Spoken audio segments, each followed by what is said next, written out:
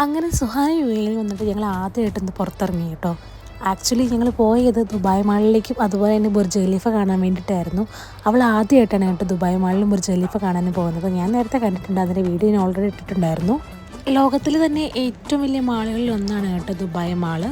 ഇവിടെ കയറിപ്പെടാൻ വലിയ പാടൊന്നുമില്ല, പക്ഷേ ഇറങ്ങാൻ നല്ല പാടാണ്. ഞങ്ങൾ ആദ്യം തന്നെ കാണാൻ പോയത് ചൈന ടൗൺ ആയിരുന്നു. കാരണം ചൈന ടൗണിലേക്കുള്ള എൻട്രൻസ് വഴിയാണ് ഞങ്ങൾ കയറിയത്. പിന്നെ ഞങ്ങളത് ഇവിടുത്തെ ഈ വാട്ടർ ഫ്രണ്ട് കണ്ടു കേട്ടോ.